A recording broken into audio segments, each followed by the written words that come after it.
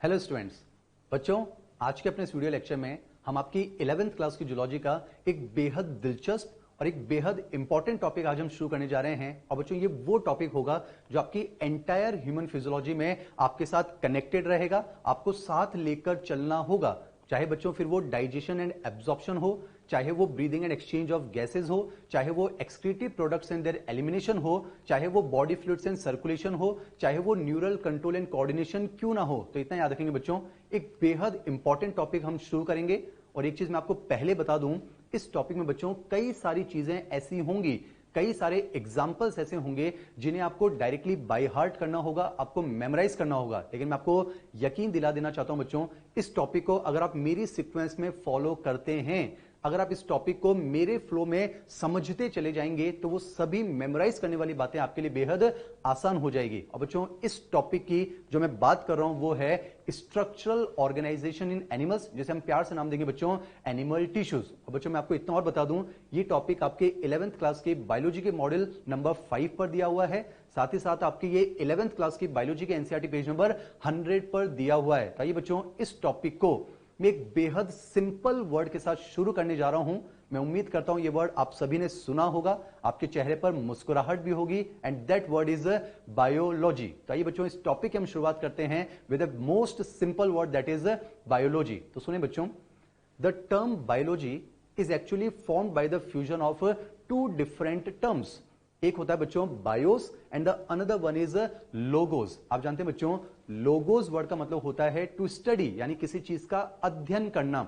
On the other hand the term bios refers to life या फिर living beings, यानी in simplest term अगर मैं आपको बताऊं बच्चों, स्टडी ऑफ लाइफ या फिर study of living beings is known as biology, यानी बच्चों जीवन का अध्ययन कहलाता है जीव विज्ञान। अब आपके सामने एक नया टर्म इंट्रोड्यूस किया है मैंने, दैट इज लाइफ। तो आइए बच्चों, इस लाइफ को हम समझते हैं। जैसा आप जानते हैं बच्चों, फिजिक्स केमिस्ट्री में आप पढ़ते हैं चार्ज एक प्रॉपर्टी है। सिमिलरली लाइफ जो है वो एक ऐसी प्रॉपर्टी बच्चों जिसके पास है उसको कहा जाता है लिविंग, और जिसके पास नहीं है उसको कहा जाता है नॉन लिविंग। तो आप बस इतना याद रखेंगे बच्चों, study of life is known as biology. अब बच्चों, मैं आपको एनसीईआरटी पेज नंबर 100 का फर्स्ट पैराग्राफ समझाने जा रहा हूं, आप मेरे साथ जुड़ने की कोशिश करें।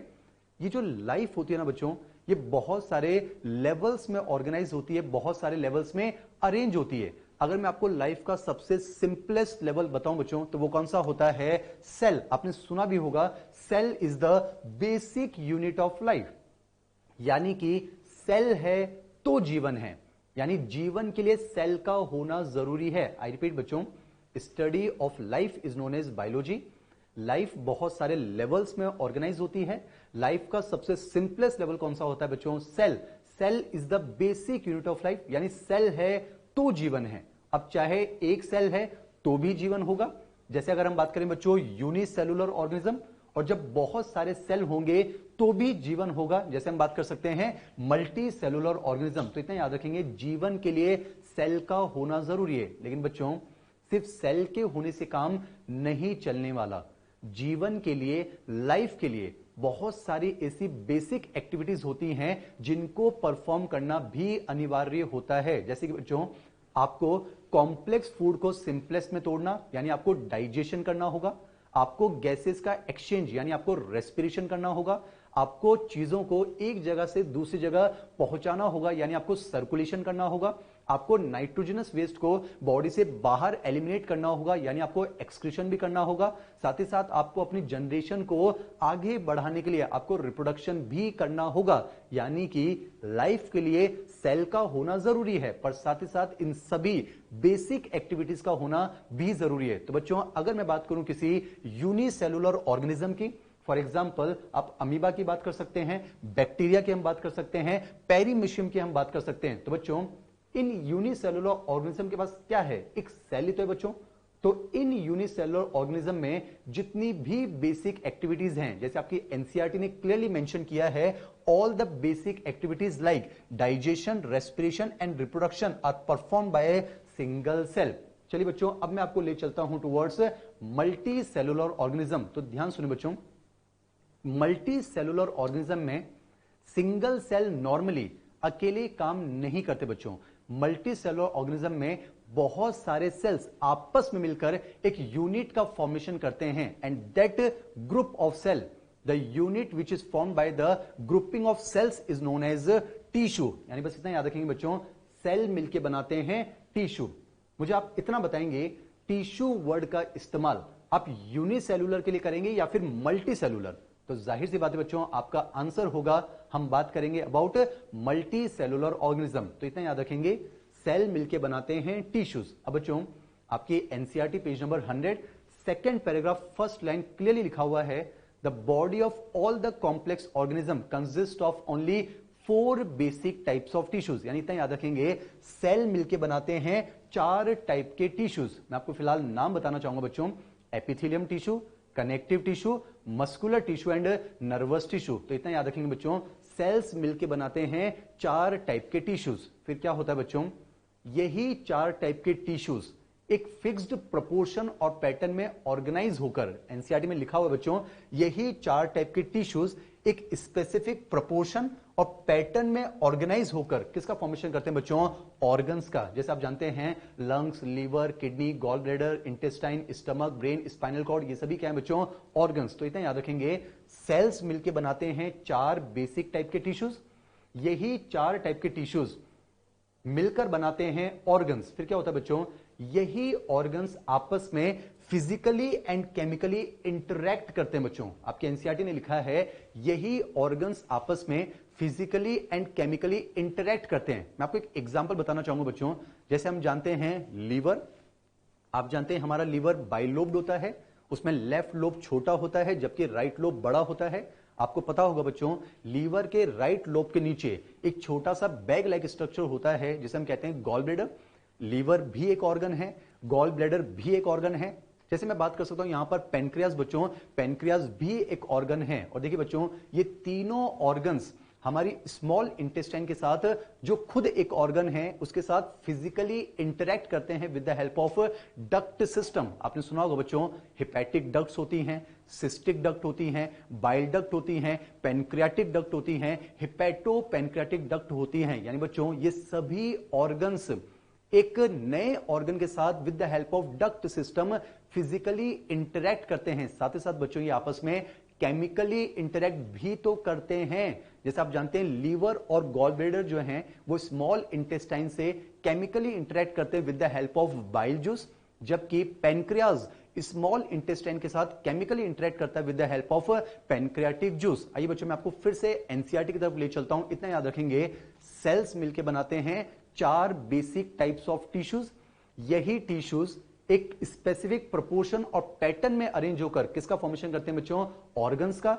और यही ऑर्गन्स आपस में फिजिकली एंड केमिकली इंटरैक्ट करके किसका फॉर्मेशन करते हैं बच्चों, ऑर्गन सिस्टम का। जैसे आप जानते हैं हमारे पास कई सारे ऑर्गन सिस्टम हैं, digestive system, respiratory system, circulatory system, excretory system, nervous system, endocrine system, immune system, reproductive system. और इतना याद रखेंगे बच्चों, यही ऑर्गन सिस्टम्स एक डेफिनेट पीरियड ऑफ टाइम में आपस में कंबाइन करके किसका फॉर्मेशन करते हैं बच्चों, एक ऑर्गेनिज्म का। यानी आप कितना याद रखेंगे बच्चों, सेल्स मिलके बनाते हैं tissues, 4 basic types of tissues, यही टिश्यूज मिलके बनाते हैं ऑर्गन्स, यही ऑर्गन्स मिलके बनाते हैं ऑर्गन सिस्टम, और यही ऑर्गन सिस्टम मिलके बनाते हैं ऑर्गेनिज्म। आई रिपीट बच्चों, the study of life is known as biology.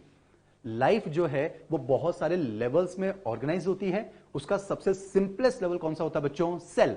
Cell मिलके बनाते हैं 4 टाइप के टिश्यूज, टिश्यूज मिलके बनाते हैं ऑर्गन, ऑर्गन मिलके बनाते हैं ऑर्गन सिस्टम, ऑर्गन सिस्टम मिलके बनाते हैं ऑर्गेनिज्म। और एक ऑर्गेनिज्म सर्वाइव करता है, चाहे वो यूनिसेलुलर ऑर्गेनिज्म हो या फिर वो मल्टी सेलुलर ऑर्गेनिज्म हो। मैं फिर से रिपीट कर दूं बच्चों, हम एनसीईआरटी पेज नंबर 100 के फर्स्ट पैराग्राफ को यहां पर समझने की कोशिश कर रहे हैं। मेरे साथ कनेक्ट रहेंगे बच्चों। सेल्स मिलके बनाते हैं टिश्यूज, टिश्यूज मिलके बनाते हैं ऑर्गन्स, ऑर्गन्स मिलके बनाते हैं ऑर्गन सिस्टम, और ऑर्गन सिस्टम मिलके बनाते हैं एक एंटायर ऑर्गेनिज्म। और बच्चों एक ऑर्गेनिज्म सर्वाइव करता है क्यों, क्योंकि एक ऑर्गेनिज्म की बॉडी में चाहे सेल्स हो, चाहे टिश्यूज हो, चाहे ऑर्गन हो या फिर ऑर्गन सिस्टम हो, सबने अपना अपना काम बांट रखा है बच्चों। और काम को बांटने की जो प्रॉपर्टी होती है that is known as division of labour, इसे कहा जाता है श्रम का विभाजन। यानी बच्चों अगर मैं रिवर्स में आपको समझाऊं, हम एक ऑर्गेनिज्म है, हमारी बॉडी बनी होगी ऑर्गन सिस्टम से, वो ऑर्गन सिस्टम बने होंगे ऑर्गन से, वो ऑर्गन्स बने होंगे टिश्यू से, और वो टिश्यूज बने होंगे सेल्स में, और हम ऑर्गेनिज्म होकर सरवाइव करते हैं। क्यों? क्योंकि हमारी बॉडी में इन सभी स्ट्रक्चर्स ने अपने अपने फंक्शन को डिवाइड कर चुका है, यानी इनमें देखने को मिलता है डिवीजन ऑफ लेबर। मैं आपको एग्जांपल्स के थ्रू समझाता हूं बच्चों, जैसे कि हर एक लेवल पर मैं आपको समझाऊंगा, आप ध्यान सुने बच्चों। जैसे हम बात करें सेलुलर लेवल, हमारी बॉडी में जितने भी सेल्स हैं बच्चों, उन सब ने अपना फंक्शन डिवाइड कर रखा है। जैसे कि मैं एक बहुत ही फेमस सेल की बात करने जा रहा हूं, RBC, red blood cell. Red blood cells का फंक्शन होता है मेनली गैसेस के ट्रांसपोर्टेशन में हेल्प करना। जैसे बच्चों में सेल की नहीं, अगर मैं सेल फ्रेगमेंट्स की बात करूं, जैसे कि प्लेटलेट्स, उनको भी उनका फंक्शन मालूम है, उन्हें कहीं ना कहीं ब्लड क्लॉटिंग में हेल्प करना है। जैसे अगर हम बात करें बच्चों व्हाइट ब्लड सेल, डब्ल्यूबीसी, कहीं ना कहीं वो हमें इम्यूनिटी प्रोवाइड करने में हेल्प करते हैं। तो आपने देखा हमारी बॉडी में हर सेल ने अपने फंक्शन को डिवाइड कर रखा है बच्चों। उसी तरह से हमारी बॉडी में जो बेसिक 4 टाइप्स के टिश्यूज होंगे, उन सब ने भी अपना फंक्शन डिवाइड कर रखा है, और उन चारों के क्या फंक्शंस होंगे वो मैं आपको थोड़ी देर बाद डिटेल में समझाऊंगा। थोड़ा और आगे बढ़ते बच्चों, हमारी बॉडी में जितने भी ऑर्गन्स हैं उनमें भी डिवीजन ऑफ लेबर पाया जाता है। जैसे कि बच्चों की मैं बात करूं, हार्ट एक ऑर्गन है, उसको उसका काम मालूम है कि उसे बीट करना है ताकि वो ब्लड की पंपिंग कर सके। जैसे कि बच्चों स्टमक एक ऑर्गन है, उसको उसका काम मालूम है कि मुझे फूड का डाइजेशन करना है। सिमिलरली बच्चों हर एक ऑर्गन सिस्टम ने भी अपने फंक्शन को डिवाइड कर रखा है। जैसे कि डाइजेस्टिव सिस्टम को पता है मुझे फूड का डाइजेशन करना है,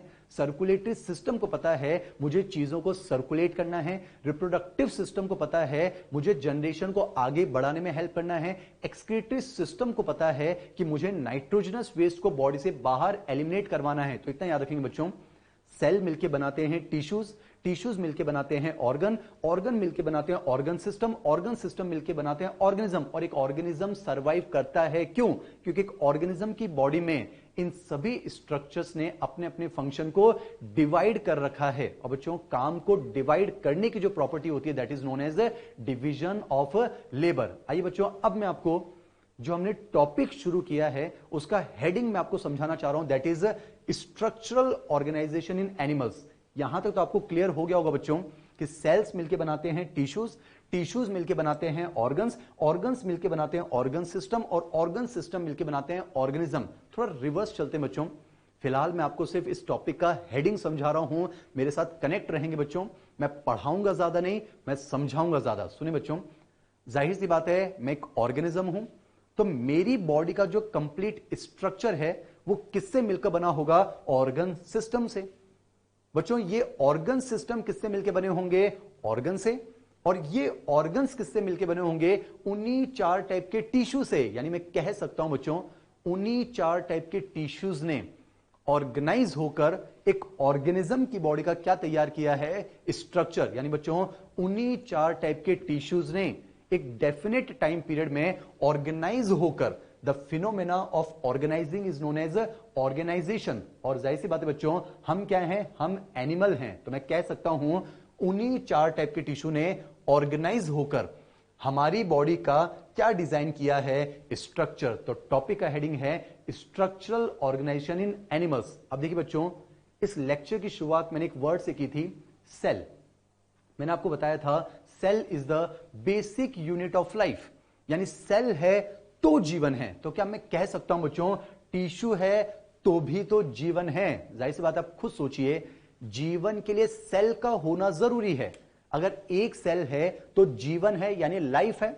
तो जाहिर सी बात है बच्चों, जब बहुत सारे सेल होंगे तो भी तो जीवन होगा, तो भी तो लाइफ होगी। आप एनिमल डायरेक्टरी में पढ़ते हैं बच्चों, जिनमें सेलुलर लेवल ऑफ ऑर्गेनाइजेशन होता है वो भी लिविंग बींग्स हैं, जिनमें टिश्यू लेवल ऑफ ऑर्गेनाइजेशन होता है वो भी लिविंग बींग्स हैं, जिनमें ऑर्गन या फिर organ system level of organisation होता है वो भी तो लिविंग बींग्स हैं। तो इतना याद रखेंगे बच्चों, सेल है तो जीवन है।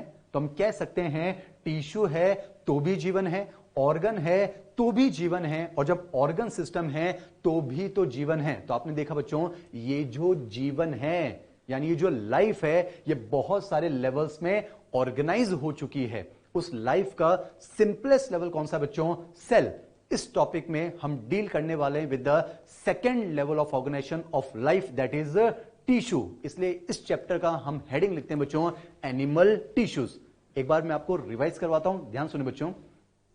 Study of life is known as biology. Life जो है वो बहुत सारे लेवल्स में ऑर्गेनाइज हो चुकी है।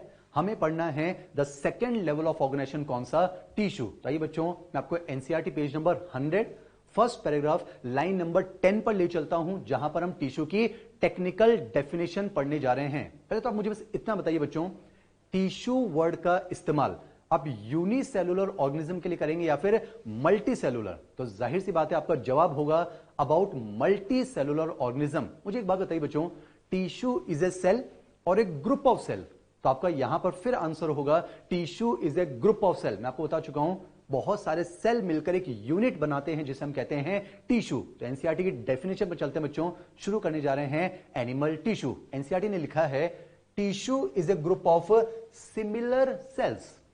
अब देखिए बच्चों, ये जो सिमिलर वर्ड है इसमें भी कई सारी बातें छिपी हुई हैं, यानी ये तो कंफर्म है बहुत सारे सेल्स मिलकर टिश्यू बनाते हैं। एनसीईआरटी ने लिखा है सिमिलर सेल्स मिलकर टिश्यू बनाते हैं। तो यहां पर डाउट आ सकता है कि वो जो सेल्स होंगे उनका स्ट्रक्चर सिमिलर है या फिर डिसिमिलर है, उनका फंक्शन सिमिलर है या फिर डिसिमिलर है, उनका ओरिजिन सिमिलर है या फिर डिसिमिलर है। तो ध्यान सुनिए बच्चों, एनसीईआरटी ने लिखा है tissue is a group of similar sales. मैं यहां पर इस सिमिलर वर्ड को एक्सपेंड कर रहा हूं आपके लिए। आप ध्यान सुनिए बच्चों, टिश्यू के अंदर जो सेल्स होंगे उनका स्ट्रक्चर सिमिलर या फिर डिसिमिलर हो सकता है। मैंने यहां पर पहली कंडीशन मेंशन की बच्चों, tissue is a group of cells which are either similar और डिसिमिलर इन स्ट्रक्चर। दूसरा पॉइंट याद रखेंगे बच्चों, टिश्यू के अंदर जो सेल्स होंगे इंडिविजुअली उनका फंक्शन भी सिमिलर या फिर डिसिमिलर हो सकता है। सेकेंड कंडीशन मेंशन करता हूं, tissue is a group of cells either similar dissimilar in function, but the most important is tissue is a group of cells which always have a common origin, यानी उन सभी sales का origin हमेशा same होना चाहिए। जैसे बच्चों मैं आपको एक एग्जांपल बताता हूं, आप ध्यान सुनेंगे। आपने एक वर्ड सुना होगा बच्चों, blood. Blood is also a tissue. आने वाले लेक्चर्स में हम समझेंगे बच्चों ब्लड एक कनेक्टिव टिश्यू है। अब देखिए ब्लड एक टिश्यू है, इसका मतलब blood is also a group of cells. आपने सुना होगा ब्लड में हम 3 सेल्स की बात करते हैं, आरबीसीज, डब्ल्यूबीसीज एंड सेल फ्रेगमेंट्स होते हैं, एक्चुअली दैट इज प्लेटलेट्स। खास बात समझे बच्चों, इन तीनों सेल्स का स्ट्रक्चर डिसिमिलर होता है। आपको आइडिया होना चाहिए, आरबीसीज बाइकॉन्केव होते हैं जबकि डब्ल्यूबीसीज अमीबॉइडल होते हैं और प्लेटलेट्स डिस्क लाइक होते हैं। यानी आपने देखा बच्चों ब्लड के जो तीनों सेल्स हैं उनका स्ट्रक्चर डिसिमिलर होता है। स्ट्रक्चर की बात क्या करें बच्चों, उन तीनों का इंडिविजुअल लेवल पर फंक्शन भी तो अलग होता है। आप जानते हैं बच्चों, आरबीसीज का फंक्शन होता है गैसेस को ट्रांसपोर्ट करना, डब्ल्यूबीसीज का फंक्शन होता है कहीं ना कहीं बॉडी को प्रोटेक्शन प्रोवाइड करना, इम्यूनिटी प्रोवाइड करना, और प्लेटलेट्स का फंक्शन होता है ब्लड क्लॉटिंग में हेल्प करना। पर खास बात है बच्चों, इन तीनों सेल्स का ओरिजिन हमेशा सेम होता है। ये हमारी रेड बोन मैरो में उसी स्टेम सेल से बनते हैं, और मैं यहां पर यह भी कह सकता हूं इन तीनों सेल्स का ओरिजिन मीजोडर्मल होता है। तो आइए बच्चों एक बार फिर से रिपीट करते हैं, आप ध्यान सुनेंगे। Study of life is known as biology.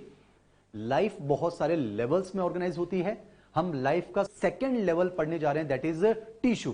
Tissue is a group of similar sales. I repeat, structure similar dissimilar हो सकता है, फंक्शन सिमिलर डिसिमिलर हो सकता है, पर उनका ओरिजिन हमेशा सिमिलर होना चाहिए। और बच्चों टिश्यू की डेफिनेशन यहीं पर कंप्लीट नहीं होती है।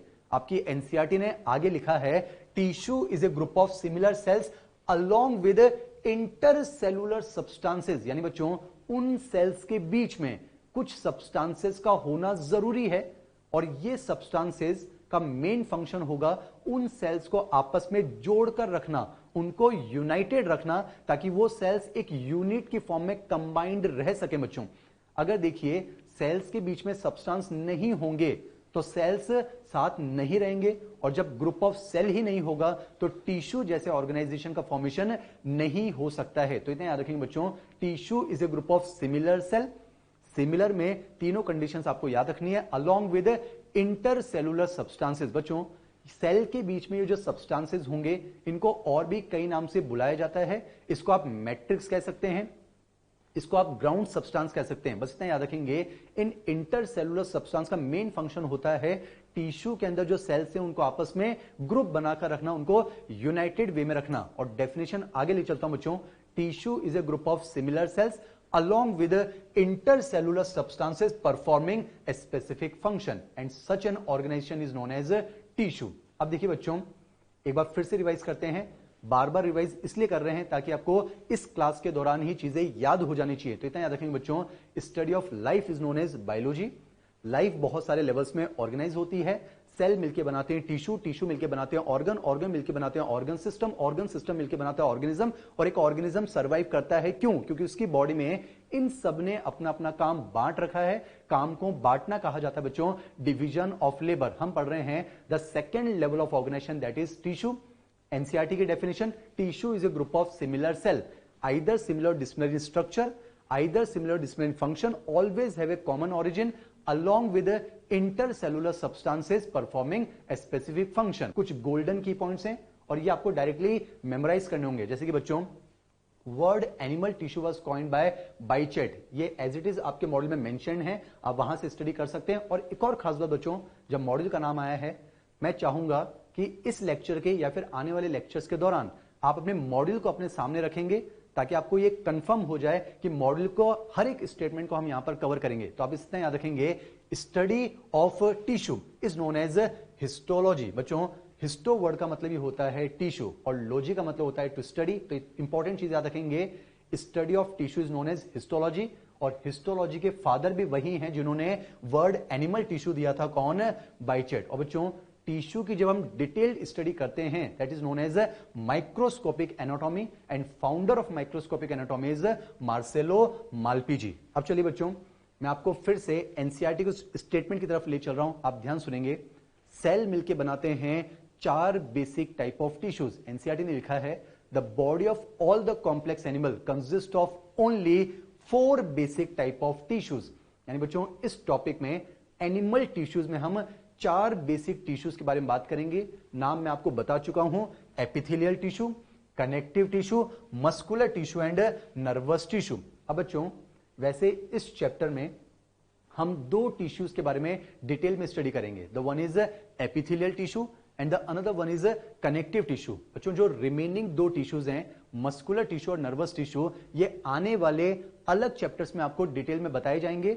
मस्कुलर टिश्यू आप पढ़ेंगे लोकोमोशन एंड मूवमेंट में, जबकि नर्वस टिश्यू आप पढ़ेंगे न्यूरल कंट्रोल एंड कोऑर्डिनेशन में। तो बच्चों, इन 2 टिश्यूज को अब हम स्टडी करें उससे पहले मैं आपको इन चारों टिश्यूज के बेसिक फंक्शन समराइज कर देना चाहता हूं। देखिए बच्चों, with the help of A table आप मेरे साथ कनेक्ट होंगे। मैंने आपसे कहा सेल्स मिलके बनाते हैं 4 टाइप के टिश्यूज, और मैंने आपसे यह भी कहा था बच्चों, ये चारों टाइप के टिश्यूज अपना अपना फंक्शन परफॉर्म करते होंगे। यानी कि इन चारों टाइप के टिश्यूज में भी क्या देखने को मिलता है बच्चों? Division of labour. तो मैं आपको डिवीजन ऑफ लेबर समझाने जा रहा हूं, पर उससे पहले एक काम करते हैं, इनके ओरिजिन के बारे में बात कर लेते हैं। तो आप ध्यान सुनिए बच्चों, कनेक्टिव टिश्यू का ओरिजिन मीजोडर्मल होता है, ये आपको याद रखना है। जैसे हमने बात करी बच्चों, blood is a connective tissue, तो ब्लड का ओरिजिन भी मीजोडर्मल होता है। अगर हम बात करें बच्चों नर्वस टिश्यू, तो नर्वस टिश्यू का ओरिजिन एक्टोडर्मल होता है। चाहे आप न्यूरॉन्स की बात करें, आप मैक्सिमम न्यूरोग्लियल सेल्स की बात करें, इनका ओरिजिन एक्टोडर्मल होता है। बात करने जा रहा हूं मस्कुलर टिश्यू। यहां पर इंटरेस्टिंग चीज आपको याद रखनी बच्चों, मस्कुलर टिश्यू का ओरिजिन वैसे तो मीजोडर्मल होता है, पर यहां पर मैंने मेंशन किया है विद ए फ्यू एक्सेप्शंस। ये आपको याद होना चाहिए बच्चों, हमारी आईज में आइरिस की मसल और सीलियरी बॉडी की जो मसल्स होती हैं वो एक्टोडर्मल होती हैं। तो इन्हें याद रखेंगे, कनेक्टिव टिश्यू मीजोडर्मल होता है, नर्वस टिश्यू एक्टोडर्मल होता है, मस्कुलर टिश्यू में मैक्सिमम मसल्स मीजोडर्मल होती हैं विद ए फ्यू एक्सेप्शन। अब हम बात करने जा रहे हैं most important, that is epithelial tissue. Epithelium tissue एक मात्र ऐसा टिश्यू है जो कि तीनों जर्मिनल लेयर से ओरिजिनेट हो सकता है। इसका मतलब ये हुआ बच्चों, हमारे पास आज वो एपिथेलियम भी है जो एक्टोडर्म से ओरिजिनेट होता है, हमारे पास वो एपिथेलियम भी है जो मेसोडर्म से ओरिजिनेट होता है, और हमारे पास वो एपिथेलियम भी है जो कि एंडोडर्म से ओरिजिनेट होता है। एक काम करते हैं, मैं आपको यहीं पर तीनों के एग्जांपल्स बता देता हूं, आप ध्यान सुनिए बच्चों। अभी बस हम बात कर रहे हैं basic introduction to animal tissues. तो ध्यान सुनिए बच्चों, एक्टोडर्म से ओरिजिनेट होने वाले एपिथेलियम टिश्यू का एक क्लासिकल एग्जांपल बच्चों एपिडर्मिस ऑफ स्किन। आप जानते हैं बच्चों, हमारी बॉडी को बाहर से जिस स्ट्रक्चर ने कवर किया है that is the largest organ of the body, that is skin. और आपको पता होगा बच्चों, स्किन में हम दो लेयर्स की बात करते हैं, the above one is epidermis and the lower one is dermis. ये जो बच्चों आपको बाहर नजर आती है क्या है, एपिडर्मिस। और बच्चों ये एपिडर्मिस एक एपिथेलियम टिश्यू है, ये हम बाद में बात करेंगे। ये केराटिनाइज्ड स्ट्रेटिफाइड स्क्वेमस एपिथेलियम है और ये वो एपिथेलियम है जिसका ओरिजिन एक्टोडर्मल होता है। चलिए बच्चों, अब मैं आपको पहले एंडोडर्म से ओरिजिनेट होने वाले एपिथेलियम का एग्जांपल बता देता हूं। जैसे कि हमारी जो गट होती है बच्चों, हमारी जो जीआईटी होती है, गैस्ट्रो इंटेस्टाइनल ट्रैक्ट, उसके अंदर जो एपिथेलियम होता है, बाद में हम पढ़ेंगे, वो कॉलमनर एपिथेलियम होता है, पर उस एपिथेलियम का ओरिजिन एंडोडर्म से देखने को मिलता है। लास्ट में बच्चों मैं आपको उस एपिथेलियम का एग्जांपल बता रहा हूं जो कि मीजोडर्म से बनती है। तो यहां पर दो एग्जांपल्स को आप समझें। The one is endothelium. आपने सुना होगा बच्चों, ब्लड वेसल की जो इनरमोस्ट लाइनिंग होती है, जिसे आप कहते हैं ट्यूनिका इंटरना। आपने सुना होगा बच्चों, tunica externa, tunica media and tunica interna. So the innermost lining of blood vessel that is tunica interna is also known as endothelium. और ये एंडोथेलियम वो एपिथेलियम है जिसका ओरिजिन मीजोडर्मल होता है। बच्चों मैं आपको मीजोडर्म से ओरिजिनेट होने वाले एक और एपिथेलियम का क्लासिकल एग्जांपल बता रहा हूं, दैट इज मीजोथेलियम। वैसे बच्चों एनिमल डाइजेस्टी में एक बहुत ही इंपॉर्टेंट वर्ड आप सुनेंगे, दैट इज सिलोम। आप जानते हैं बच्चों, ऐसी बॉडी कैविटी जो दोनों तरफ से मीजोडर्म से लाइंड होती है उसे नाम दिया जाता है सिलोम। तो बच्चों इतना याद रखेंगे, सिलोम की जो लाइनिंग होती है उसे हम कहते हैं मीजोथेलियम। और मीजोथेलियम वो एपिथेलियम है जिसका ओरिजिन भी मीजोडर्मल होता है। अब बच्चों मैं आपको ले जाना चाहता हूं किस तरफ, अबाउट डिवीजन ऑफ लेबर। मैंने आपसे पहले कहा था हमारी बॉडी में सेल्स ने मिलकर बनाए हैं चार बेसिक टाइप ऑफ टिश्यूज, और इन चारों टिश्यूज ने अपने अपने फंक्शन को डिवाइड कर रखा है। तो आइए बच्चों वन बाय वन मैं आपको समझाता हूं डिवीजन ऑफ लेबर। सबसे पहले हम शुरू करने जा रहे हैं अबाउट एपिथेलियल टिश्यू। तो बस इतना याद रखेंगे बच्चों, epithelium tissue is the covering, lining and protective tissue. मैं आपको पहले बता रहा हूं बच्चों, हम आपके मॉड्यूल और एनसीईआरटी से बाहर नहीं जा रहे हैं, बस मुझे आपको समझाना ज्यादा है। आप ध्यान सुनेंगे, epithelium tissue is the covering, lining and protective tissue. तो इतना सुनिए बच्चों, किसी भी स्ट्रक्चर को कवर करना हो, किसी भी स्ट्रक्चर की लाइनिंग करनी हो, वो कौन करता है बच्चों, एपिथेलियम टिश्यू। जैसे बच्चों चाहे बॉडी को कवर करना हो या बॉडी के किसी ऑर्गन को कवर करना हो, कवरिंग का काम हमेशा कौन करता है, एपिथेलियम टिश्यू। जैसे अभी अभी मैंने आपको बताया था बच्चों, हमारी बॉडी को किसने कवर किया, स्किन। और स्किन की भी जो आउटर मोस्ट लेयर हमारी बॉडी को कवर कर रही है दैट इज एपिडर्मिस। एपिडर्मिस ने हमारी बॉडी को कवर कर रखा है, और कवर कर रखा है तो ये कौन सा टिश्यू बच्चों, एपिथेलियम टिश्यू। तो एपिथेलियम टिश्यू कवर करने का काम करता है। देखिए बच्चों, अब बॉडी को कवर करना हो एपिथेलियम टिश्यू, या बॉडी के किसी ऑर्गन को कवर करना हो, फॉर एग्जांपल मान लेते हैं बच्चों मैं अपनी बॉडी से किसी होलो ऑर्गन को बाहर निकालता हूं। फॉर एग्जांपल मान लेते हैं मैंने स्टमक को बाहर निकाला। बच्चों किसी भी होलो ऑर्गन को आप दो तरीके से कवर कर सकते हैं। मान लेते हैं बच्चों ये होलो ऑर्गन है, किसी भी होलो ऑर्गन को एक तो आप बाहर से कवर कर सकते हैं, साथ ही साथ आप उसको अंदर से कवर कर सकते हैं। जाहिर सी बात है बच्चों, जब आप बाहर से कवर करेंगे तो आप एक्सटर्नल इन्वायरमेंट यानी आउटसाइड वाले इन्वायरमेंट को फेस करेंगे, और जब आप अंदर से कवर करेंगे तो आप इंटरनल इन्वायरमेंट यानी कि बॉडी फ्लूइड को फेस करेंगे। मैं इस बात पर एम्फेसिस इसलिए दे रहा हूं क्योंकि मुझे आपको एनसीईआरटी का एक बेहद इंपॉर्टेंट स्टेटमेंट समझाना है। ध्यान सुनिए बच्चों, एपिथेलियम टिश्यू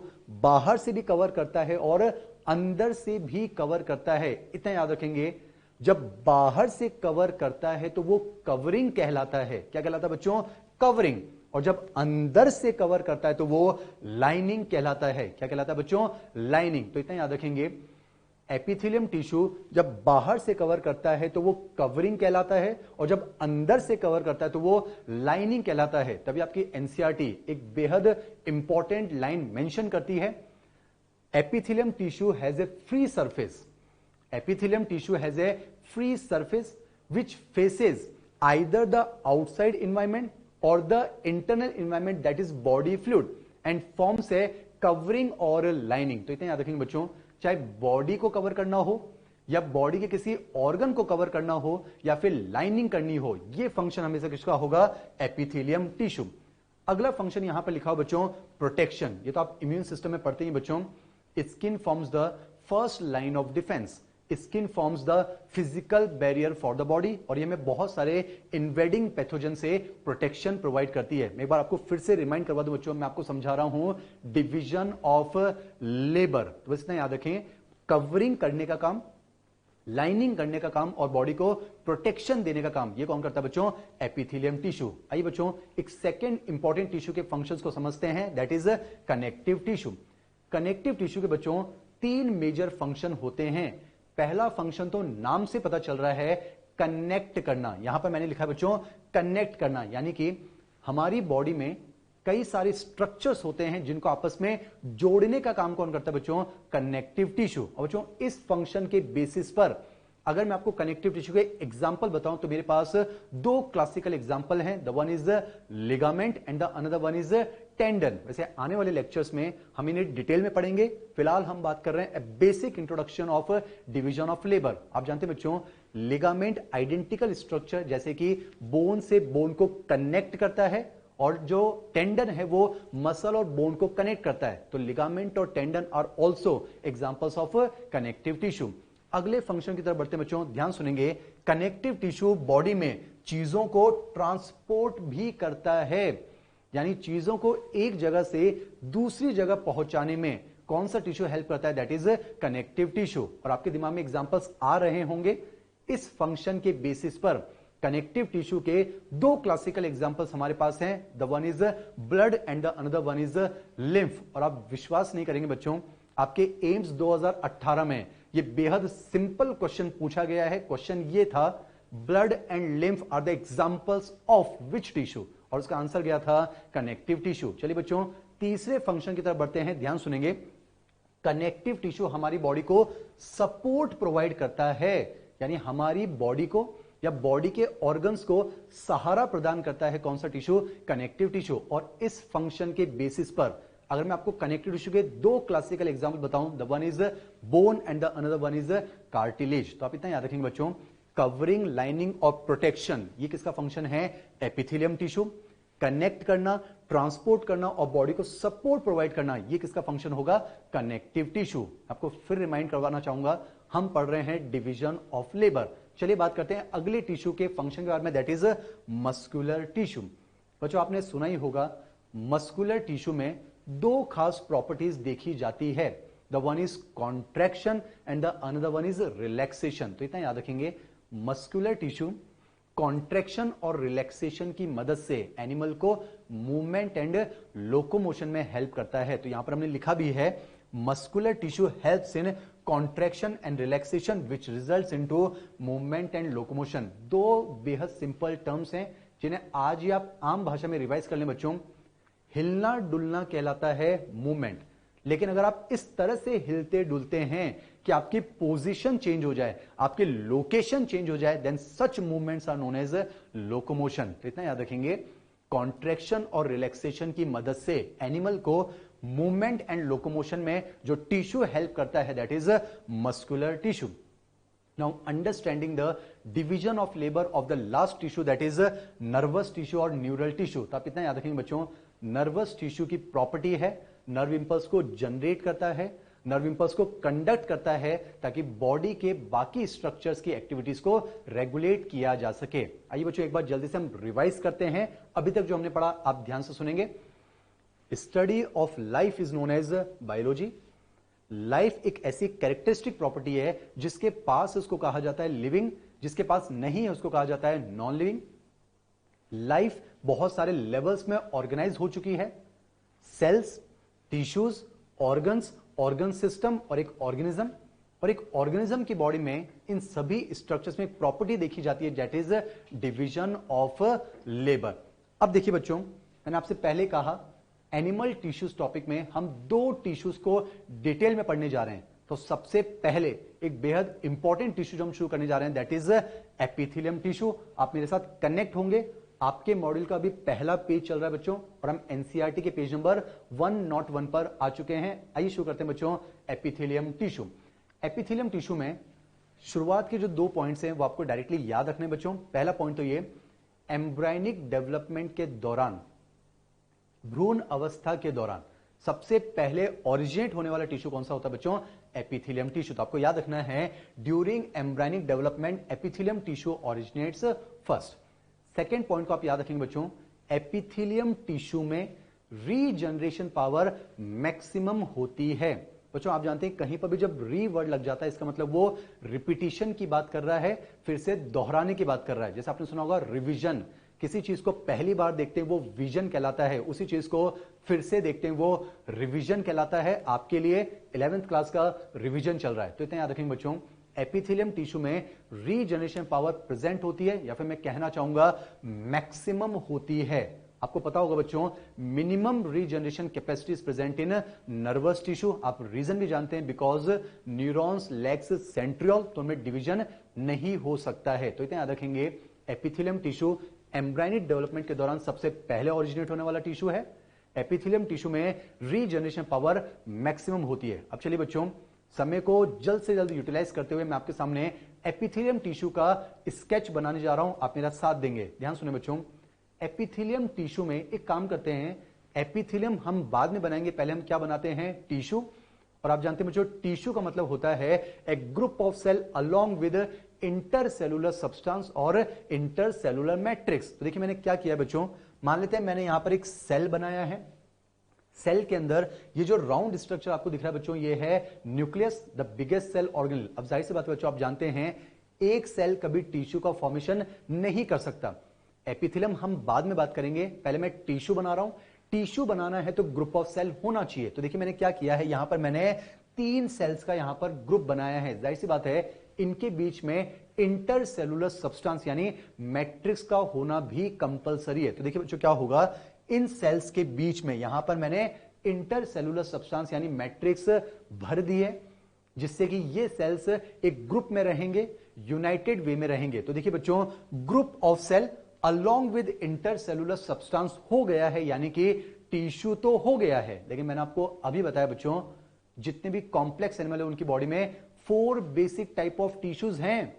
तो ये तो कनेक्टिव टिश्यू भी तो हो सकता है, ये मस्कुलर टिश्यू भी तो हो सकता है, ये नर्वस टिश्यू भी तो हो सकता है। तो कैसे पता चलेगा कि एक एपिथेलियम टिश्यू है? तो वेरी इंपॉर्टेंट, आपको याद रखना है बच्चों, एपिथेलियम टिश्यू एकमात्र ऐसा टिश्यू है जिसमें सेल्स यूनिफॉर्म लेयर की फॉर्म में अरेंज होते हैं, कॉम्पैक्टली अरेंज होते हैं। आप खुद दिमाग लगाइए बच्चों, अगर सेल्स लेयर की फॉर्म में अरेंज नहीं होंगे, अगर सेल्स कॉम्पैक्टली अरेंज नहीं होंगे, तो शायद वो किसी की कवरिंग नहीं कर पाएंगे, वो लाइनिंग नहीं बना पाएंगे, वो किसी भी स्ट्रक्चर को प्रॉपरली प्रोटेक्शन नहीं दे पाएंगे। तो बस इतना याद रखेंगे, एपिथेलियम टिश्यू एकमात्र ऐसा टिश्यू है जिसमें सेल्स हमेशा लेयर की फॉर्म में अरेंज होते हैं। और ये लेयर की फॉर्म में अरेंज इसलिए हो पाते हैं बच्चों, because the cells are compactly packed.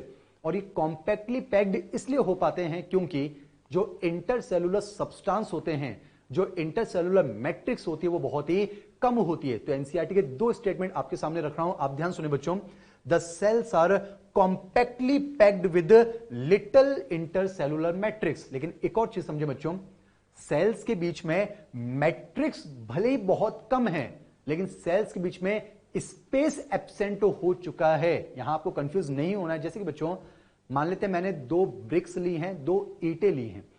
अगर आप उन 2 ईंटों के बीच में सीमेंट भर देंगे तो दोनों ईंटों के बीच में मैट्रिक्स तो है, इंटरसेलुलर सब्सटेंस तो है, लेकिन उस सब्सटेंस के होने की वजह से दोनों सेल्स के बीच में स्पेस एब्सेंट हो जाता है। तो इतना याद रखेंगे, एपिथेलियम टिश्यू में जो सेल्स होते हैं वो कॉम्पैक्टली पैक्ड होते हैं, लेयर की फॉर्म में अरेंज होते हैं, इंटरसेलुलर मैट्रिक्स कम होती है, लेकिन स्पेस एब्सेंट हो जाया करता है। और खास बात बच्चों, यहां पर सेल्स के बीच में स्पेस एब्सेंट होने की वजह से जो ब्लड वेसल्स होती हैं, जो लिम्फ वेसल्स होती हैं, वो एपिथेलियम टिश्यू को पियर्स नहीं कर सकती हैं, एपिथेलियम टिश्यू को भेद नहीं सकती हैं। इसलिए हमने यहां पर लिखा है, blood vessels and lymph vessels are unable to pierce epithelium tissue. तो आप कह सकते हैं, बहुत ही important statement, blood circulation is absent in epithelium tissue. जाहिर सी बात है, जब एपिथेलियम टिश्यू के अंदर ब्लड वेसल्स नहीं होंगी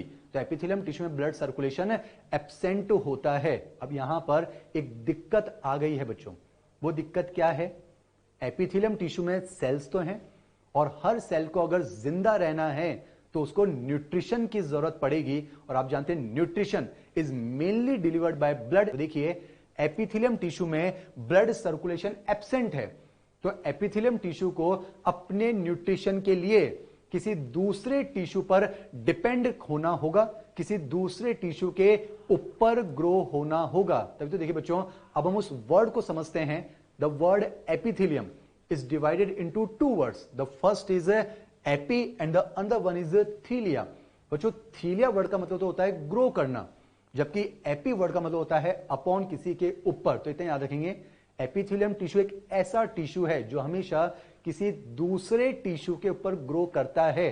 तो कौन से टिश्यू के ऊपर ग्रो करता है? That is connective tissue. तो इतना याद रखेंगे बच्चों, एपिथेलियम टिश्यू में ब्लड सर्कुलेशन एब्सेंट होता है, इसीलिए अपना न्यूट्रिशन लेने के लिए epithelium tissue always grow on the underlying connective tissue. अब देखिए बच्चों, जब नाम आया है कनेक्टिव टिश्यू, आप इतना याद रखेंगे, किसी भी टिश्यू को अगर आप कनेक्टिव टिश्यू कहना चाहते हैं तो तीन चीजें यानी तीन कंपोनेंट्स होने चाहिए। जाहिर सी बात है, टिश्यू के लिए पहले तो ग्रुप ऑफ सेल होना चाहिए, उन सेल्स के बीच में इंटरसेलुलर सब्सटेंस यानी मैट्रिक्स होनी चाहिए। तो इतना याद रखेंगे, कनेक्टिव टिश्यू में हम सेल्स की बात करते हैं, उन सेल्स के बीच में जो मैट्रिक्स होती है बच्चों, वो बनती है एक modified polysaccharide, mucopolysaccharide which is present in the form of hyaluronic acid. मैं आपको फिर से बता दूं, अभी फिलहाल हम कनेक्टिव टिश्यू के बारे में बात कर रहे हैं, तो इतना याद रखेंगे, कनेक्टिव टिश्यू में तीन चीजें होती हैं, ग्रुप ऑफ सेल, उन सेल्स के बीच में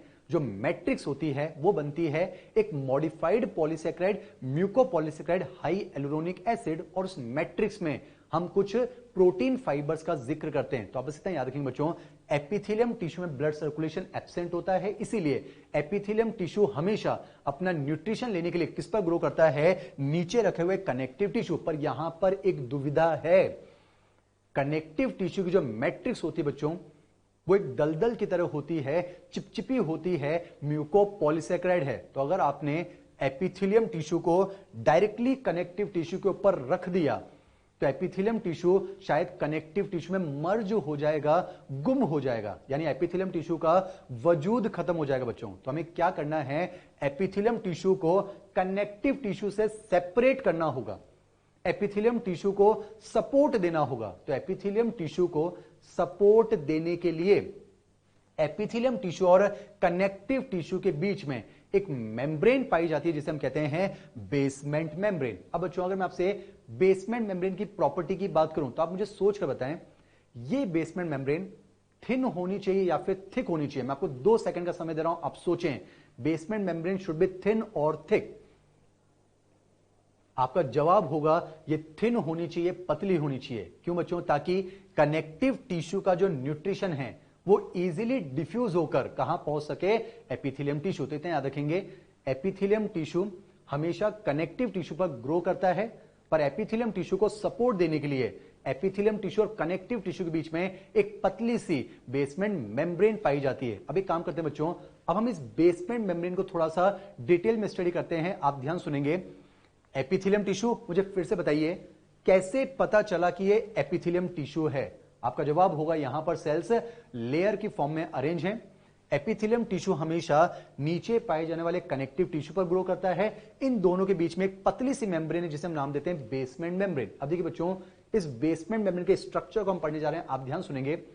ये जो बेसमेंट मेम्ब्रेन आपको नजर आ रही है, इसको हम 2 लेयर में डिवाइड करते हैं। देखिए यहां पर हमने इसको 2 लेयर में डिवाइड किया बच्चों। ये जो ऊपर वाली लेयर है इसे मैं नाम देता हूं बेसल लेमिना, और जो नीचे वाली लेयर है इसे नाम देते हैं फाइब्रस लेमिना। यानी आप कह सकते हैं basal lamina plus fibrous lamina is equals to single basement membrane. अब देखिए बच्चों, लेमिना वर्ड का मतलब तो होता है लेयर्स। नाम से पता चल रहा है ये एक ऐसी लेयर है जो कि एपिथेलियम टिश्यू के बेस पर है, इसलिए इसका नाम है बेसल लेमिना। और ये ऐसी लेयर है जिसमें कहीं ना कहीं फाइबर्स देखने को मिलेंगे, इसलिए इसका नाम है फाइब्रस लेमिना। अब 1 बाय 1 दोनों के बारे में बात करते हैं, आप ध्यान से सुनेंगे बच्चों। ये जो एपिथेलियम टिश्यू के सेल्स होते हैं, आप जानते हैं सेल्स के अंदर हम रफ एंडोप्लाज्मिक रेटिकुलम की बात कर सकते हैं, जिनका मेन फंक्शन होता है प्रोटीन का सिंथेसिस यानी ट्रांसलेशन करना। तो एक्चुअली क्या होता है बच्चों, ये जो एपिथेलियम टिश्यू के सेल्स हैं ये प्रोटीन का फॉर्मेशन करते हैं। किसका फॉर्मेशन करते हैं बच्चों? प्रोटीन का फॉर्मेशन करते हैं। बाद में उस प्रोटीन का मॉडिफिकेशन करते हैं, यानी पोस्ट ट्रांसलेशन मॉडिफिकेशन होता है, और मॉडिफिकेशन के तौर पर उस प्रोटीन पर कार्बोहाइड्रेट ग्रुप अटैच किया जाता है। आप प्रीफिक्स यूज कर सकते हैं ग्लाइको। तो ऐसा प्रोटीन जिस पर ग्लाइको अटैच हो, हम कह सकते हैं ग्लाइकोप्रोटीन। तो एक्चुअली में क्या होता है बच्चों, एपिथेलियम टिश्यू के जो सेल्स होते हैं ये ग्लाइकोप्रोटीन का फॉर्मेशन करते हैं, और साथ ही साथ उस ग्लाइकोप्रोटीन को ये अपनी बेसल सरफेस से सिक्रीट कर दिया करते हैं। यानी एपिथेलियम टिश्यू के जो सेल हैं ये ग्लाइकोप्रोटीन बनाते हैं, और बनाने के बाद उस ग्लाइकोप्रोटीन को अपनी निचली सतह से सिक्रीट कर देते हैं, और ये ग्लाइकोप्रोटीन यहां पर एक्युमुलेट हो जाता है, और ग्लाइकोप्रोटीन के एक्युमुलेशन से एपिथेलियम टिश्यू के बेस पर ये जो लेयर तैयार हुई है इसे नाम दिया जाता है बेसल लेमिना। यानी मैं कह सकता हूं basal lamina is made up of glycoprotein and it is formed और सिक्रेटेड बाय एपिथेलियम टिश्यू और एपिथेलियल सेल्स। आइए बच्चों हम बात करते हैं अबाउट फाइब्रस लेमिना। आप ध्यान सुनेंगे, फाइब्रस लेमिना के नीचे कौन है बच्चों? Connective tissue. मैंने आपसे कहा था कनेक्टिव टिश्यू में हम सेल्स की बात करेंगे, हाई एलुरोनिक एसिड से बनी मैट्रिक्स की बात करेंगे, और हम कुछ प्रोटीन फाइबर्स की बात करते हैं जैसे collagen fibre, elastic fibres and reticular fibre. तो एक्चुअली में क्या होता है बच्चों, कनेक्टिव टिश्यू की जो मैट्रिक्स होती है यानी हाई एलुरोनिक एसिड, उसका मूवमेंट हमें फाइब्रस लेमिना में देखने को मिलता है। साथ ही साथ जो प्रोटीन फाइबर्स होते हैं जैसे collagen fibre, elastic fibre, reticular fibres, इन हम डिटेल में बाद में पढ़ेंगे, इनका मूवमेंट भी हमें फाइब्रस लेमिना में देखने को मिलता है। लेकिन जो कनेक्टिव टिश्यू के सेल्स होते हैं उनका मूवमेंट हमें इस लेयर में देखने को नहीं मिलता है। तो बस इतना याद रखेंगे, हाई एलुरोनिक एसिड और प्रोटीन फाइबर से मिलकर बेसमेंट मेम्ब्रेन की जो लेयर तैयार हुई है इसी का नाम क्या है? Fibrous lamina. यानी आप कह सकते हैं fibrous lamina is composed of high hyaluronic acid and matrix in which protein fibers are found suspended। तो इतना याद रखेंगे, फाइब्रस लेमिना को सिक्रेट किसने किया बच्चों? Connective tissue. अब इंपॉर्टेंट स्टेटमेंट आप ध्यान से सुनेंगे, basal lamina is secreted by epithelium tissue, on the other hand fibrous lamina is secreted by connective tissue. तो अगर आपसे सवाल पूछा जाए basement membrane is secreted by which tissue, तो आपका आंसर होना चाहिए both epithelium and connective tissue. Basal lamina by epithelium tissue, fibrous lamina by connective tissue, so the basement membrane is secreted by both epithelium tissue and connective tissue. तो यहां पर एक की point निकल कर आता है, basement membrane is secreted by both epithelium tissue and connective tissue. एक बार फिर से रिवाइज करते हैं बच्चों, एपिथेलियम टिश्यू में ब्लड सर्कुलेशन एब्सेंट है। एपिथेलियम टिश्यू अपने न्यूट्रिशन के लिए हमेशा अंडरलाइन कनेक्टिव टिश्यू पर ग्रो करता है। एपिथेलियम टिश्यू को सपोर्ट देने के लिए एपिथेलियम टिश्यू और कनेक्टिव टिश्यू के बीच में एक पतली सी बेसमेंट मेम्ब्रेन पाई जाती है, and this basement membrane is secreted by both epithelium tissue as well as connective tissue. अब बच्चों अगर मैं आपसे बेसमेंट मेम्ब्रेन की कुछ प्रॉपर्टीज जानना चाहूं तो आप मुझे बताइए, basement membrane should be thin और थिक। ये हम पहले डिस्कस कर चुके हैं, basement membrane should be thin ताकि न्यूट्रिशन का आसानी से डिफ्यूजन हो सके। तो बेसमेंट मेम्ब्रेन पतली होनी चाहिए। आप मुझे खुद सोचकर बताइए बच्चों, बेसमेंट मेम्ब्रेन इज सेलुलर और नॉन सेलुलर? तो आपका जवाब होगा नॉन सेलुलर। आप देख सकते हैं बच्चों, बेसमेंट मेम्ब्रेन में सेल्स प्रेजेंट नहीं होते हैं, या तो ग्लाइकोप्रोटीन है, या फिर हाई एलुरोनिक एसिड है, या फिर प्रोटीन फाइबर्स है। यानी हम कह सकते हैं बेसमेंट मेम्ब्रेन एक नॉन सेलुलर स्ट्रक्चर है। और मैंने आपको बताया था बच्चों, जीवन के लिए, लिविंग होने के लिए सेल का होना जरूरी है, यानी सेल है तो जीवन है। अब चूंकि बेसमेंट मेम्ब्रेन में सेल्स नहीं होते हैं तो हम कह सकते हैं basement membrane is a non living structure and it is selectively permeable. ये सेलेक्टिव चीजों को कनेक्टिव टिश्यू से एपिथेलियम टिश्यू में डिफ्यूज होने की परमिशन प्रोवाइड करती है। तो मैं आपको आपके मॉड्यूल का एक इंपॉर्टेंट स्टेटमेंट पढ़कर बता रहा हूं, आप ध्यान सुनिए बच्चों। Between epithelium and connective tissue a thin non cellular non living selectively permeable basement membrane is present which is consist of two layers. Basal lamina is secreted by epithelium tissue, fibrous lamina is secreted by connective tissue. So basement membrane is secreted by both epithelium tissue as well as connective tissue. एक statement मैं आपको पहले समझा चुका हूं, जिसको हम NCERT में मेंशन कर चुके हैं, उसे हम समझ चुके हैं, एक बार फिर से रिवाइज करते हैं। मैंने आपसे कहा था बच्चों, कवरिंग करने का काम, लाइनिंग करने का काम हमेशा कौन करता है? Epithelium tissue. और मैंने आपको बताया था बच्चों, जब बाहर से कवरिंग करेगा तो वो कवरिंग कहलाएगा, जब अंदर से कवर करता है तो वो लाइनिंग कहलाता है। जैसे कि आप इन डायग्राम से इजीली समझ सकते हैं, यहां पर एक कार है बच्चों, कार को आपने कवर किया है बाहर से, तो ये एक्चुअल में कवरिंग है बच्चों। और देखिए यहां पर कार का जो इंटरनल पार्ट है आप उसको अंदर से कवर कर रहे हैं, तो ये लाइनिंग कहलाता है। तो एनसीईआरटी का स्टेटमेंट फिर से रिवाइज करते हैं, epithelial tissue has a free surface which faces either the external environment, outside environment or the body fluid to form a covering and lining respectively.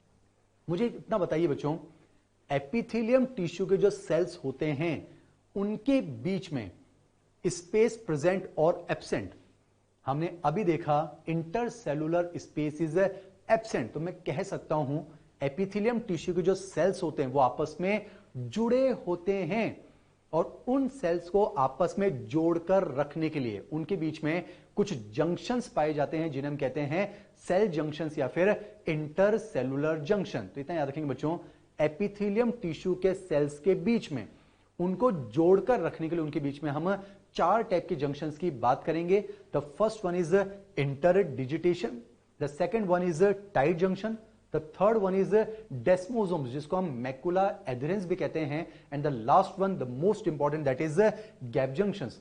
पर इस टॉपिक को मैं शुरू करूं उससे पहले एक इंपॉर्टेंट बात मैं आपको बता देना चाहता हूं बच्चों, ये चारों टाइप के जंक्शंस चारों टाइप के टिश्यूज में पाए जा सकते हैं।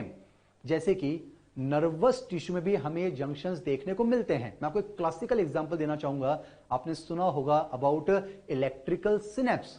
आपने सुना होगा दो न्यूरॉन्स जब क्लोज प्रॉक्सिमिटी में होते हैं, बहुत पास होते हैं, तो उनकी मेम्ब्रेन्स आपस में गैप जंक्शंस के थ्रू जुड़ जाया करती है ड्यूरिंग इलेक्ट्रिकल सिनेप्स। तो इंपॉर्टेंट चीज याद रखेंगे बच्चों, ये चारों टाइप के जंक्शंस चारों टाइप के टिश्यूज में पाए जा सकते हैं। पर अगर आपसे ये पूछा जाए कि ये चारों टाइप के जंक्शंस मोस्ट फ्रिक्वेंटली, ये आपके मेन एग्जाम का क्वेश्चन भी है, all these cellular junctions are most frequently found in which of the following tissues? तो आपका आंसर होना चाहिए in the epithelium tissue। अब बच्चों हम वन बाय वन इन चारों टाइप के जंक्शंस को हम स्टडी करेंगे, लेकिन उससे पहले आप इतना याद रखेंगे, इन चारों टाइप के जंक्शंस का मेन मकसद होगा सेल्स को आपस में जोड़ना। वो अलग बात है कि जोड़ने का तरीका अलग हो सकता है, और उस तरीके के अलग होने की वजह से ये जोड़ने के अलावा और भी कुछ स्पेसिफिक फंक्शन परफॉर्म करवा सकते हैं। पर मेन चीज आपको याद रखनी है, इन चारों टाइप के जंक्शंस का मेन मकसद होगा एपिथेलियम टिश्यू के सेल्स को आपस में कनेक्ट करना, आपस में जोड़ना। तो one by one in junctions को अब हम स्टडी करने जा रहे हैं बच्चों। पहला जंक्शन हम स्टडी करने जा रहे हैं, दैट इज इंटरडिजिटेशन। पहले इसको हम आम भाषा में समझते हैं, आप ध्यान सुनिए बच्चों। देखिए मान लेते हैं ये जो ब्लू कलर से आपको नजर आ रहा है बच्चों, ये है सेल नंबर ए।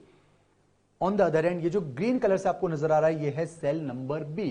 तो ध्यान से देखिए बच्चों, किसी भी सेल के बाहर की तरफ जो स्ट्रक्चर होता है उसे हम कहते हैं प्लाज्मा मेम्ब्रेन या फिर सेल मेम्ब्रेन। तो देखिए क्या होता है बच्चों, ये जो सेल है इसकी प्लाज्मा मेम्ब्रेन से, जो एडजेसेंट प्लाज्मा मेम्ब्रेन है हम उनकी बात करेंगे, इसकी प्लाज्मा मेम्ब्रेन से कुछ फिंगर लाइक प्रोसेस अराइज हो चुके हैं। आप देख सकते हैं इस सेल की जो प्लाज्मा मेम्ब्रेन उससे कुछ फिंगर लाइक प्रोसेस अराइज हो चुके हैं। और बच्चों बायोलॉजी में फिंगर्स के लिए हम एक वर्ड यूज करते हैं डिजिट्स। आप स्केलेटल सिस्टम पढ़ते हैं, उंगलियों को हम डिजिट्स कहेंगे। आपने डिजिटल फॉर्मूला भी पढ़ा होगा, तो बस इतना याद रखेंगे, इस सेल की प्लाज्मा मेम्ब्रेन से कुछ फिंगर लाइक प्रोसेस निकलते हैं, डिजिट्स निकलते हैं। सिमिलरली जो एडजेसेंट सेल है उसकी बगल वाली प्लाज्मा मेम्ब्रेन से भी कुछ फिंगर लाइक प्रोसेस निकलते हैं, यानी डिजिट्स निकलते हैं। और खास बात क्या बच्चों, दोनों एडजेसेंट सेल्स की जो फिंगर लाइक प्रोसेस होते हैं वो आपस में इंटरलॉक हो जाते हैं, कनेक्ट हो जाते हैं। जैसे कि मान लेते हैं ये कोई सेल नंबर 1, ये सेल नंबर 2, इसकी प्लाज्मा से निकले कुछ फिंगर लाइक प्रोसेस, इसकी प्लाज्मा से निकले कुछ फिंगर लाइक प्रोसेस यानी डिजिट्स, और दोनों सेल्स के डिजिट्स आपस में इंटरलॉक हो जाते हैं और इन डिजिट्स के इंटरलॉक होने की वजह से इन दो सेल्स के बीच में अब ये जो जंक्शन तैयार हुआ है इसी का नाम क्या बच्चों? इंटरडिजिटेशन। समझे बच्चों?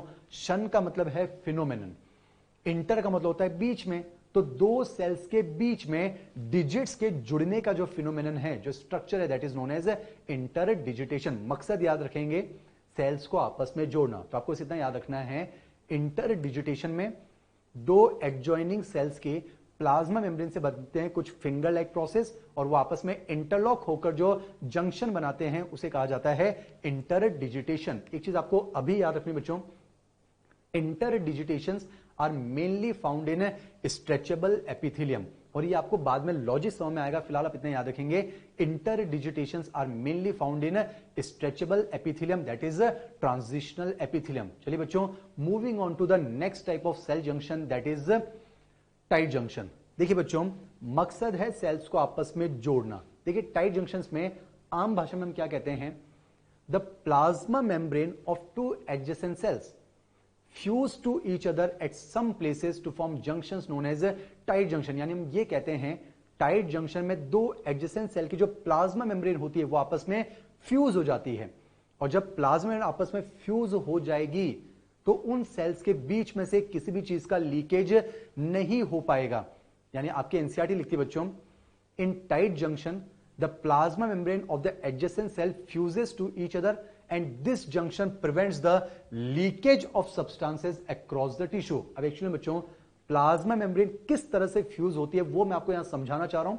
आपने एक वर्ड सुना होगा बच्चों, ट्रांस मेम्ब्रेन प्रोटीन। मान लेते हैं बच्चों ये कोई सेल है, मान लेते हैं ये इसकी इधर वाली प्लाज्मा मेम्ब्रेन है। बच्चों आप जानते हैं प्लाज्मा मेम्ब्रेन के आर पार जो प्रोटीन होता है that is known as transmembrane protein, that is known as transmembrane protein. अब समझिए बच्चों, एक्चुअली में दो एडजेसेंट सेल्स हैं, उनके जो ट्रांस मेम्ब्रेन प्रोटीन्स होते हैं वो आपस में इंटरलॉक होते हैं, ये हम डेस्मोसोम में भी देखेंगे, लेकिन यहां पर सारे ट्रांस मेम्ब्रेन प्रोटीन एक यूनिफॉर्म लाइन में बिना स्पेस छोड़े इंटरलॉक हो जाया करते हैं। जैसे बच्चों मेडिकल कॉलेज की बुक्स का आप डायग्राम देख सकते हैं, ये सेल ए है, ये इसकी प्लाज्मा मेम्ब्रेन, ये सेल बी है, ये इसकी प्लाज्मा मेम्ब्रेन। अब देखिए बच्चों सारे ट्रांस मेम्ब्रेन प्रोटीन एक यूनिफॉर्म वे में एक लाइन की फॉर्म में आपस में इंटरलॉक हो जाते हैं। बिल्कुल ऐसा लगता है माने कि दो कपड़ों को आपने स्टिच कर दिया है, आपने उनकी सिलाई कर दी है। और जब ऐसा होगा बच्चों